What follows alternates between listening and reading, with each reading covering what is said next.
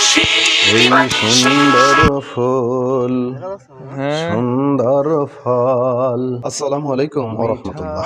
মির্জা সাখাওয়াত কৃষি ভান্ডার, কৃষকের পাশে, সাথে আছি আমি রমজান। সুপ্রিয় কৃষক ভাই ও বোন, দেশ বিদেশে অনলাইনে যুক্ত থাকা সম্মানিত ফেসবুক বন্ধুগণ, সকলকে জানাচ্ছি মাহে রমজানের শুভেচ্ছা। আহলান সাহলান মাহে রমজান। জমির কি কন্ডিশন তা আপনাদের এখন অবস্থা দেখাতেই মূলত আমি এখানে হাজির হয়েছি। প্রিয় দর্শক, দেখতে পাচ্ছেন যে আমার জমিতে মানে খুবই মাশাআল্লাহ খুবই সুন্দর কালোজিরা হয়েছে, খুবই সুন্দর, একবার দেখার মতো ফুল দিয়ে মই হয়ে গেছে। আর এত সুন্দর ফুল এবং ফল হয়েছে দেখি মানে আমার অন্তরটা একদম জুড়ায় যাচ্ছে। কিন্তু দুঃখজনক হলেও সত্য, মানে আমি একটা কথা বলে থাকি, সার, শেষ ও যত্ন, এই তিনে মিলে হয় রত্ন। আজ দেখতে পাচ্ছি যে এই তিন ব্যতীত আরো একটা ব্যাপার রয়ে যায়, সেটা হচ্ছে যে ভাগ্য। যদি আল্লাহ না সহায় হন, আল্লাহ না চান, তবে এই সার, শেষ, যত্ন করে কোনো লাভ নাই। একই যেই জায়গায় দাঁড়িয়ে আছি দেখতে পাচ্ছেন এখানে কত সুন্দর হয়েছে, অথচ আমার পায়ের তলায় দেখেন এই জায়গায় একটু টাক পড়ে গেছে। এরকম টাক পড়া জায়গায় জায়গায় টাক পড়ছে, জায়গায় জায়গায় ওখানে আছে, ওখানে আছে, ওখানে আছে, এরকম প্রায় আমার এখানে 16.5 শতাংশ জমি আছে। এই 16.5 শতাংশ জমির মধ্যে প্রায় 1.5 থেকে 2 কাঠা পরিমাণ জায়গা এই টাক পড়া, মানে ভালো হয়নি। এত ছত্রাকনাশক ইউজ করছি, ছত্রাকনাশক কাজ করেনি। এত সার দিছি, সারেও গাছের এই জায়গায় গ্রোথ ঠিক হয়নি।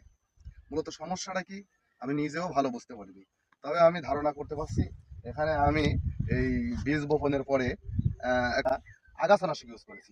সে আগাছানাশকের কোনো জায়গায় হয়তো একটু বেশি পড়ে গেছিল, কারণ মাটি যে জায়গায় শুকনো ছিল ওই জায়গায় আমি একটু বেশি নলটা বেশি বেশি ধরেছিলাম, যার কারণে আমার একটা বিশ্বাস যে ওই জায়গার বীজটা একটু প্রবলেম হয়েছে। ওই জায়গার বীজে আর পরবর্তীতে গ্রোথ হরমোন দিয়েছি, সার বেশি দিয়েছি, সকল কিছু দেওয়ার পরেও ওই জায়গাগুলা একেবারে টাক টাক দেখতে পাচ্ছেন।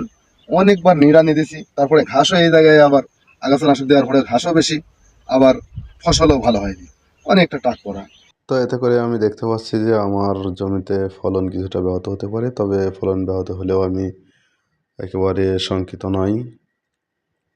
এ কারণেই যে মহান রব্বুল আলামিন কোরআনুল কারিমের মাঝে ঘোষণা করেছেন, ওয়ালানাবলুওয়ান্নাকুম বিশাইইম মিনাল খাউফি ওয়াল জু'i ওয়া নাকসিম মিনাল আমওয়ালি ওয়াল আনফুসি ওয়াস সামারাত ওয়া বাশশিরিস সাবিরিন।